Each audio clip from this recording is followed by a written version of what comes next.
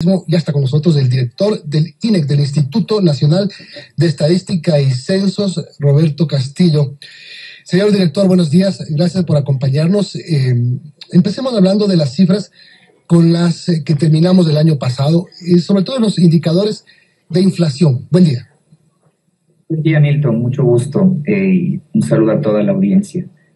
Bueno, con referencia a lo que tiene que ver con las cifras de inflación, en el mes de diciembre, la inflación anual se ubicó en 1.94%, mientras que la inflación mensual, es decir, la variación en el nivel de precios entre noviembre y diciembre, fue de 0,07%. Es decir, que el año, en este contexto del año 2021, el Ecuador cerró con 1.94% de inflación. Y este nivel de inflación o este nivel del índice de precios al consumidor con el cual se mide la inflación ya ha retornado a los niveles prepandemia.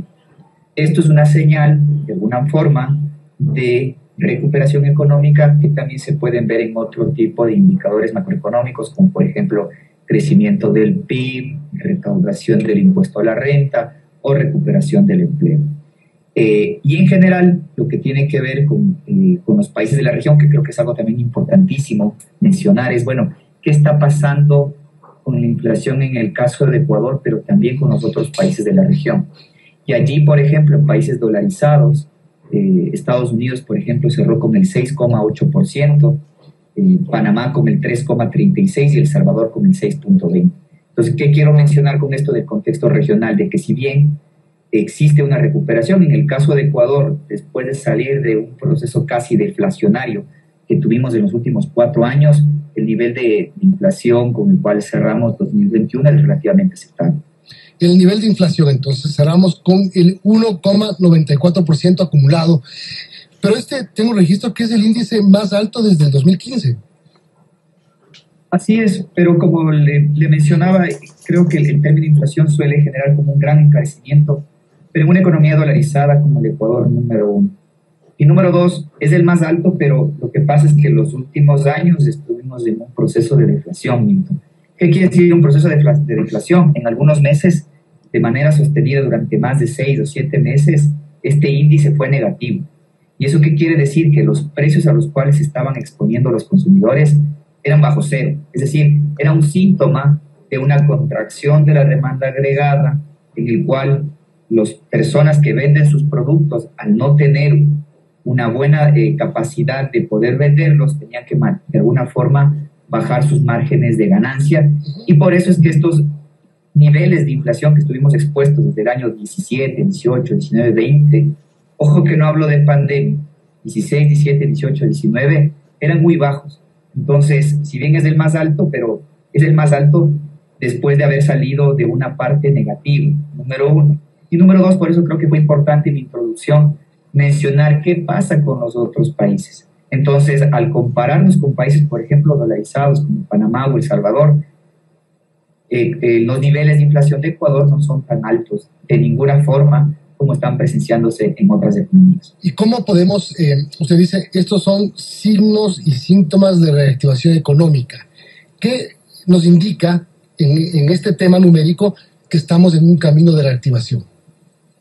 Bueno, el tema de inflación en sí es algo complejo, la formación de precios. No es saludable para una economía que tengamos niveles de inflación muy altos ni tampoco muy bajos. Es como la temperatura corporal, haciendo una analogía.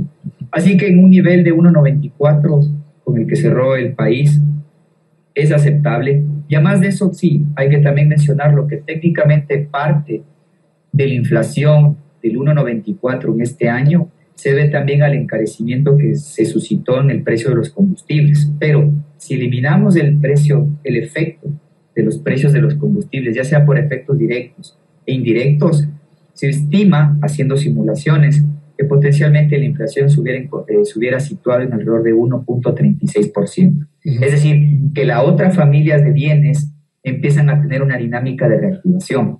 Y para eso, obviamente, hay que medirlo mes a mes, como es lo que realiza el Instituto Nacional de Estadística y Censos. O sea, se puede hablar de que el incremento de los combustibles fue inflacionario. No sé si altamente inflacionario, pero sí fue inflacionario. Sí, aquí hay que ser muy preciso con las palabras. ¿Sí?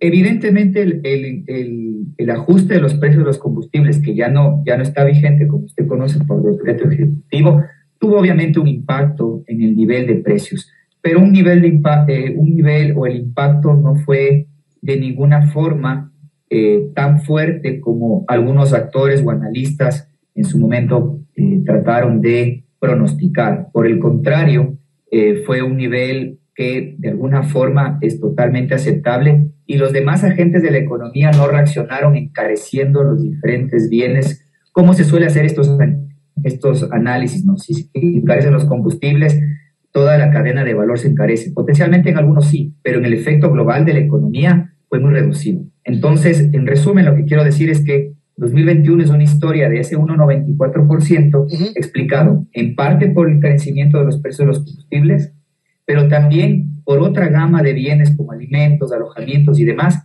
que empezaron a tener una recuperación con respecto al año de la pandemia. Son las 8:46, estamos conversando con el director ejecutivo del Instituto de Estadística y Censo, Roberto Castillo. Señor director, con la ley tributaria, ¿podemos esperar algún impacto de inflación este año?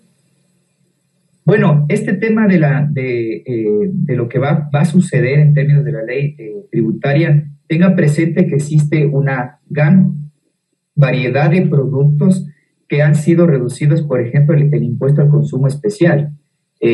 Solamente por mencionar, telefonía celular es uno de ellos, que de hecho ya en el mes de noviembre, diciembre, ya se vio una reducción. Es decir, el nivel de precios que tenían estos bienes comparados con unos pocos meses anteriores, al reducir estos impuestos que tienen gran participación en el consumo de los estratos más bajos de la clase media, hizo que obviamente los niveles de inflación entre noviembre y diciembre no se disparen. Ese es un ejemplo. Y en fin, hay varios bienes de primera necesidad que han sido protegidos o han sido reducidos sus impuestos correspondientes. Y la única forma, más allá de que mi opinión de para dónde podría fijarse los niveles inflacionarios, la tarea del Instituto Nacional de Estadísticos es medirlos. Así que en 4 semanas estaremos conversando. Nuestra labor es justamente medir. Claro. Y el 14º día hábil de cada mes, con mucho gusto, podemos hacer una descripción de lo que va sucediendo en la economía. Ok, y vamos a hablar del costo de la canasta básica familiar o canasta familiar básica. ¿Cuánto terminó costando el año pasado? Bueno, la canasta básica familiar cerró en $719.65.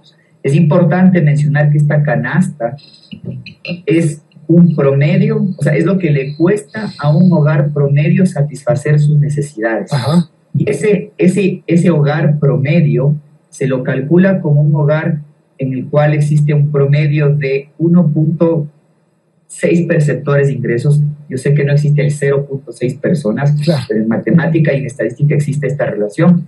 Y el costo de la canasta básica es un termómetro que nos permite ver esta relación entre cómo van encareciéndose los bienes y también cómo se van ajustando los ingresos o los salarios mínimos para poder ver capacidad adquisitiva de los hogares.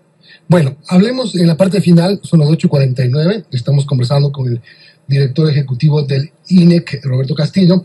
Hablemos en la parte final, señor director, sobre el tema del empleo, la situación de empleo del país. ¿Cómo cerró el año pasado?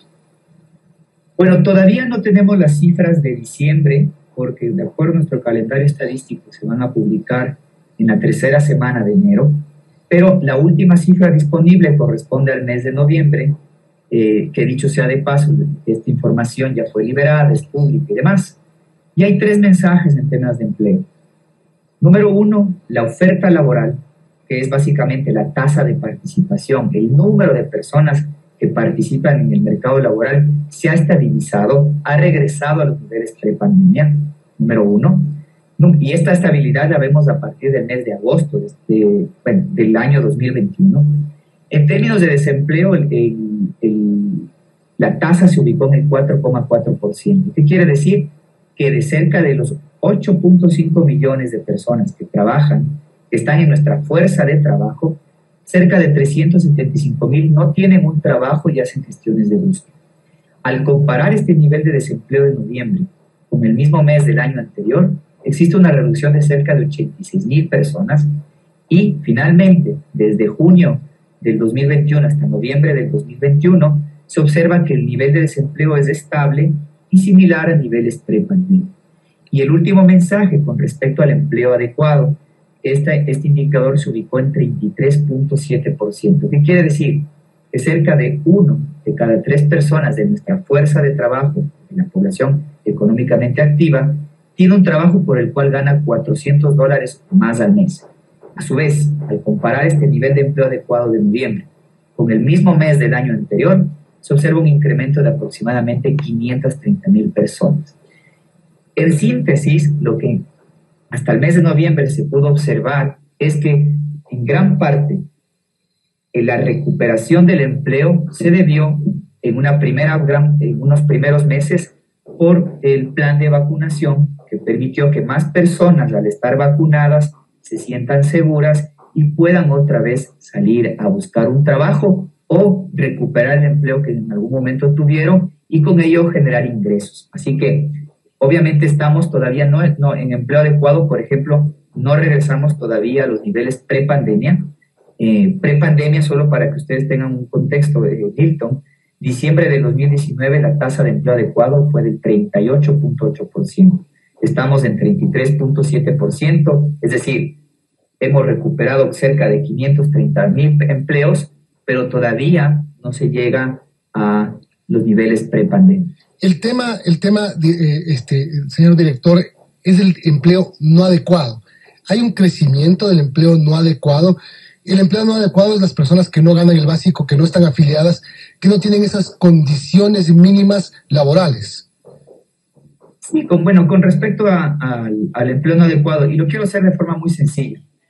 Esto es como un pastel, o sea, la fuerza de trabajo de cada 100 personas se van a clasificar un porcentaje, 4.4, en situación de desempleo, el 33.7% en empleo adecuado, y el otro son personas con empleo no adecuado que, solamente para hacer una precisión, son personas que ganan menos del salario mínimo, no necesariamente que coticen a la seguridad social, que tengan un contrato, que tengan estabilidad laboral y demás. Entonces, esto es un espejo. Si el empleo adecuado aumenta, quiere decir que el empleo no adecuado, que es su espejo natural, tiende a caer. Y esto, simplemente para precisar la definición de empleo adecuado, es tener un trabajo por el cual uno percibe un ingreso o un beneficio de $400 o más. Esto en el año 2021. Así que los que no estén en esa, que trabajen y no lleguen a este nivel de ingresos, se clasifican en diferentes formas de empleo no adecuado. Ahora, esto es uno de los grandes problemas de la economía ecuatoriana y también de toda la América Latina y el Caribe, obviamente por un montón de reglas y los altos índices de informalidad que existen, y ese es uno de los principales retos. Por eso es que solamente 1 de cada 3 aproximadamente ecuatorianos de nuestra fuerza de trabajo tiene un empleo por el cual gana más de $400, que quiere decir que 2 de cada 3 pues no llegan todavía a los $400 mensuales.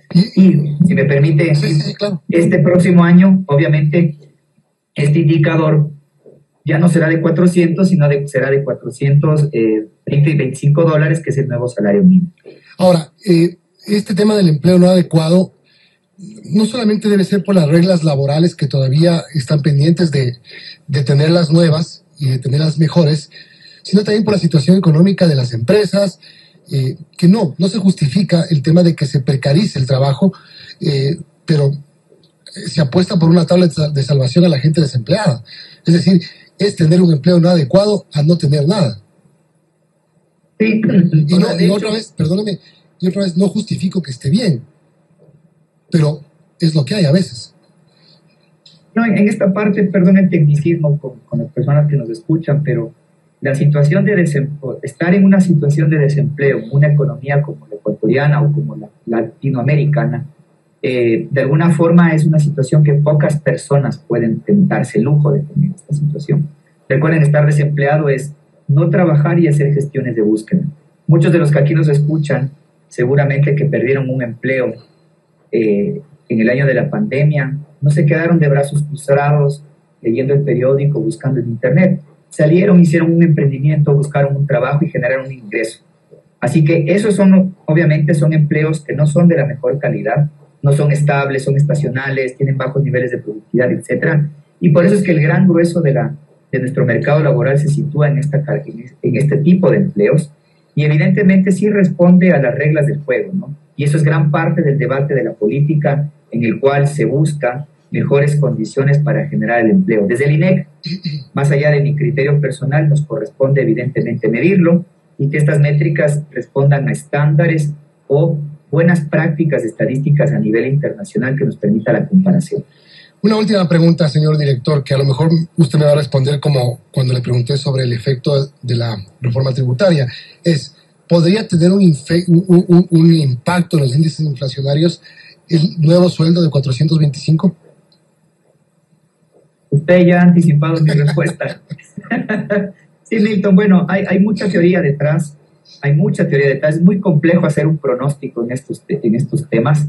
Lo importante acá es que desde el Instituto Nacional de Estadística y Censos vamos a poder hacer una medición todos los meses y evidentemente hacer una retroalimentación, obviamente a todos los usuarios, poner a disposición para que sean los analistas quienes vayan sacando conclusiones. ¿Qué sectores, por ejemplo, podrían ser potencialmente beneficiados de un incremento en el salario mínimo? ¿A cuáles les puede esto afectar? Evidentemente es súper complejo y creo que la mejor forma de hacerlo es que el INEC siga midiendo, que sus bases de datos, sus metodologías sean totalmente abiertas para que los analistas saquen sus conclusiones. Bien, muchas gracias por acompañarnos. Roberto Castillo, director ejecutivo del INEC, el Instituto Nacional de Estadística y Censo. Gracias y buenos días. Gracias, Milton. Buen día. Hasta luego. 8:57, amigos. Vamos a terminar esta primera emisión de la semana.